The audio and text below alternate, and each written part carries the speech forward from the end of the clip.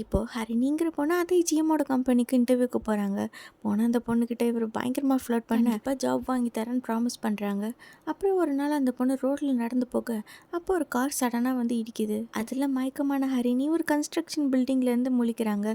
அப்போ தான் தெரியுது யாரோ தங்கிட்ட தப்பாக நடந்துக்கிட்டாங்க அப்படின்னு. ஹரிணியோட ஃப்ரெண்டுக்கு அந்த ஜிஎம் மேலே தான் டவுட் ஆகும். இருந்தாலும் இந்த விஷயத்தை பற்றி தான் அம்மா கிட்ட சொல்லி அவங்கள கஷ்டப்படுத்த வேண்டாம். அதுக்கப்புறமா தான் ஹரிணியோட அம்மா அவங்க கிட்ட சொல்கிறாங்க, ரொம்ப வருஷமாகவே ஜிஎம் வந்து அவங்கள ரொம்ப தொல்லை பண்ணிட்டு இருக்காங்க. இருக்கிறப்ப ஹரிணிக்கு அந்த ஆளோட கம்பெனிலேயே வேலை கிடச்சிருக்கு. இவங்கள பார்க்க வரப்பெல்லாம் ஏதாவது சமைச்சு தர சொல்லி டார்ச்சர் பண்ணேன். அந்த சாப்பாட்டில் இவங்க கொஞ்சம் கொஞ்சமாக விஷத்தை கலந்து கொடுத்துருக்காங்க. அடுத்ததான் அதே ஃபேக்ட்ரியில் ஒர்க் பண்ணுற மெக்கானிக் மணியை காட்டுறாங்க. எப்பவும் போல தான் ஜிஎம் மற்றவங்க முன்னாடி மணியை ரொம்ப இன்சல்ட் பண்ணுறாங்க. இருக்கப்போ ஒரு நாள் ஜிஎம்மோட காரை சர்வீஸ் பண்ணலாம் அப்படின்னு எடுத்துகிட்டு போகிறப்ப தான் ஹரிணியை பார்க்குறாங்க.